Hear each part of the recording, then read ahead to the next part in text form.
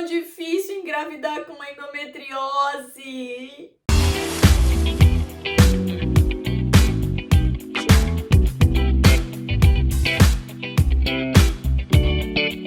Olá, eu sou Maria Angélica, Nutri das Mamães. Quero agradecer vocês do podcast do Positivo ao Nascimento por estarem aqui conosco novamente. Um beijo pra vocês. E agradecer vocês, os seguidores aqui do canal. E quem não é seguidor ainda, é claro, né, gente? Dá um like nesse vídeo, se inscreve nesse canal maravilhoso. E deixe um oi aí pra mim nos comentários para que esse vídeo seja ainda mais relevante para o YouTube e mostre para mais pessoas, né, que vão ser beneficiadas com conteúdo de qualidade. Porque aqui sim nós temos conteúdo de qualidade. E vamos começar então hoje, gente, falando aqui sobre endometriose, novamente, um assunto recorrente por aqui nas redes sociais, no site, em tantos lugares que eu acabo abordando o assunto, porque infelizmente cada vez mais comum mulheres sendo diagnosticadas com endometriose. E há uma relação sim negativa da endometriose com a fertilidade. A endometriose, ela é uma doença, ela é uma patologia em que a gente apresenta focos de inflamação no endométrio. O endométrio é aquela camada que reveste o nosso útero. Ela é uma camada muito safadinha, eu diria. É uma camada muito plástica, ou seja, ela é uma camada que ela gruda nas coisas e aonde ela tiver, as células que compõem essa camadinha, ela vai se multiplicando. Então é comum mulheres que têm endometriose apresentarem focos de endometriose fora do útero. Por quê, gente? Porque dentro do nosso corpo, os órgãos estão muito próximos uns aos outros. E aí a gente pode sim apresentar focos de endometriose fora do útero. E aí é onde as mulheres que apresentam essa doença têm muita dor abdominal. No período da menstruação, elas têm dores que são incapacitantes. Mulheres que não conseguem ir trabalhar, mulheres que têm um fluxo menstrual muito alto e muitas vezes são não compreendidas pela sociedade, né? Porque a gente é mulher e a gente sabe muito bem o quanto que a gente sofre, né? Bom, um dos problemas relacionados com a endometriose e a fertilidade é que o fato desses focos de inflamação existirem e estarem presentes ali, eles podem ocasionar uma alteração na estrutura desse útero, dessa tuba uterina e no local onde esses focos de endometriose apresentam, tá? Sabe quando você corta uma mão, por exemplo, você cortou o dedo, vamos falar do dedo. Quando você corta o dedo, um corte forte, que a gente vê que ficou até um abertinho, assim, dá pra ver a pele. Então, quando a gente tem esse processo de corte acontecendo, eu tenho um processo inflamatório ali. Vem recruta plaquetas, eu tenho muito fator imunológico, né, que são as células de defesa para garantir que não vai entrar nada que não deveria entrar ali. Enfim, toda essa reação que gera o calor fica com uma temperatura mais elevada, o tumor fica mais inchado, o rubor fica nesse mais vermelhinho nesse local, tudo isso é ativação do seu corpo em sua defesa, tá? Bom, vamos pensar isso lá no endométrio, que a gente não tá vendo isso acontecer, mas a mesma reação acontece lá, como se fosse um corte do seu dedo, tá? Esse foco de endometriose, quando o seu corpo vai lá tentar curar ele, porque é como se fosse um corte, ele gera uma cicatriz, igual acontece com a gente quando a gente corta a pele com uma profundidade um pouco maior.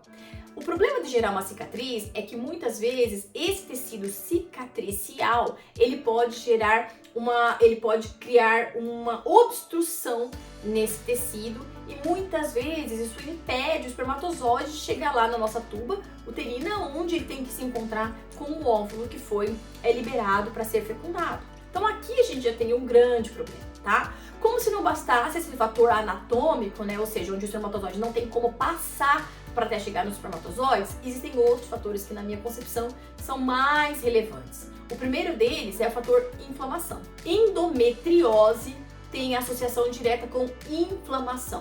Se eu tenho inflamação, eu tenho uma cadeia de eventos que não são interessantes para a fertilidade. Primeira coisa que acontece é eu tenho depressão de nutrientes. Então, uma mulher que tem muita inflamação, seja por endometriose ou por qualquer outro processo, eu vou ter uma necessidade maior de nutrientes. Por quê? Porque todo processo inflamatório, eu tenho que ter anti-inflamatórios naturais, o corpo direciona citocinas anti-inflamatórias Para quê? Para garantir que aquele processo seja curado. E isso muitas vezes tira os nutrientes envolvidos na maturação folicular, vai tirar a qualidade desse tecido endometrial, ou seja, existem vários fatores associados de maneira negativa com o aumento da fertilidade, da inflamação. Mais inflamação, menos fertilidade. Primeira coisa que a gente tem que pensar, tratar a inflamação. Certo? Como a gente trata a inflamação através da alimentação? Com alimentos anti-inflamatórios, ou seja, se distancie do que vem em pacote e tenha mais cascas. Ou a gente tem que pensar sempre que alimentos que vêm embalados, eles têm corantes, aditivos químicos, conservantes e tantas coisas que vão na contramão do que a gente gosta para mulheres que têm endometriose.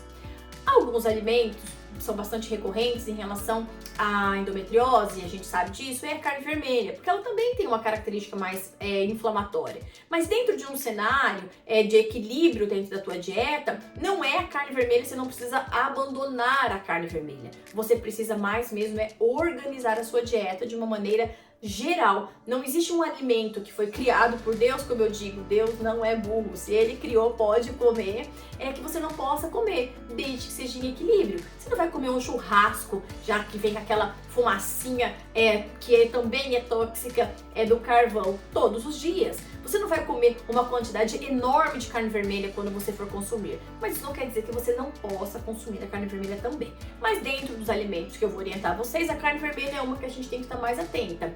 Leite de vaca também tem uma característica mais pró-inflamatória. Então, esses alimentos devem ser consumidos de maneira pontual e preferencialmente com uma dieta elaborada pela sua nutricionista. Se você quiser saber como funciona meu acompanhamento, aqui ó, 99536-2802, manda um WhatsApp por lá que a gente agenda o teu horário, tá? Além disso, quero te convidar também para conhecer o meu site, o www.nutridasmamães.com, um site que é bem legal, tem muito conteúdo de qualidade lá também, tá? Vamos falar também desse recrutamento de células de defesa.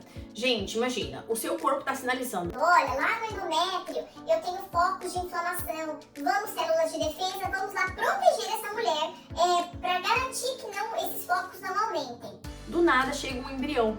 O corpo, naquele momento, infelizmente, ele se confunde, gente, literalmente. E ele pode acabar impedindo essa gestação de evoluir. Por quê? Porque ele entende que aquele ambiente não é um ambiente em que vai chegar nada positivo. E aí, muitas vezes, as próprias células de defesa do corpo da mulher inibem essa gestação de evoluir.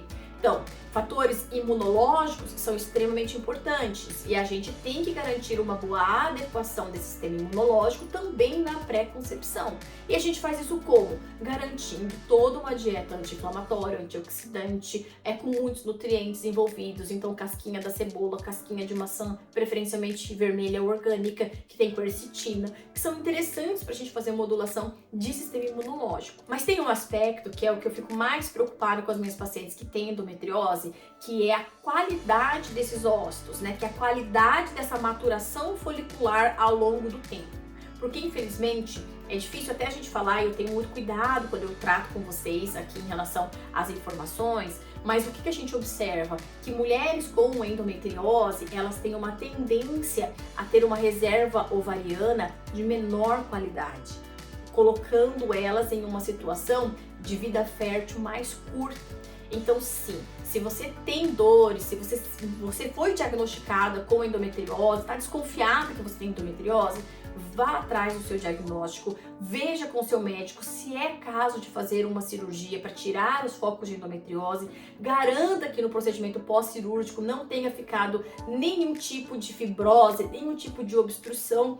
Tente no natural por um tempo, mas caso você não tenha conseguido, vá em busca de uma clínica de reprodução assistida para avaliar qual é a possibilidade de vocês fazerem um procedimento, de congelarem os óvulos, enfim. Porque assim, gente, você reserva, você se guarda o direito de conseguir ter uma gestação natural.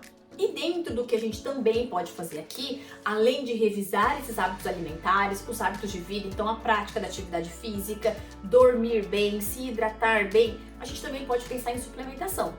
que é óbvio que você não vai fazer isso sozinho. Tenha uma nutricionista para chamar de sua. Não se automedique, não se autossuplemente, gente. Primeiro que você vai jogar dinheiro fora, porque vai acabar comprando dose que não é necessária, vai fazer uma combinação de nutrientes que não funciona, vai comprar produto pronto de farmácia normal, que também não é interessante, tem um monte de cacareco, corante, aditivo, que só vai prejudicar ainda mais, tá?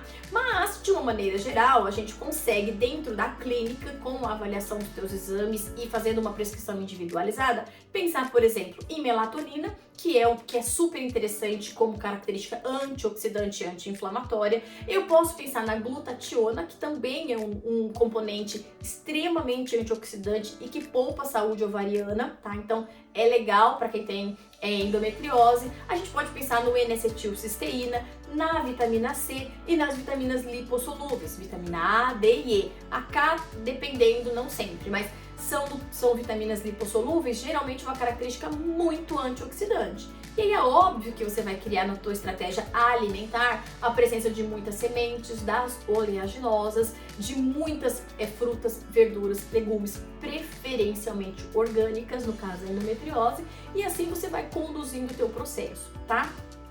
Não desista, você vai conseguir. Tá? Então quero te agradecer por você estar aqui, espero que essas dicas realmente te ajudem, saiba mais como ter um entendimento comigo, como eu já falei no vídeo por aqui, agradeço ao pessoal do podcast do Positivo ao Nascimento, se inscreva no canal, dá um like nesse vídeo caso você ainda não tenha feito isso e mais do que tudo, deixa um oi aí pra mim, certo? Te vejo no próximo, um beijo, tchau gente!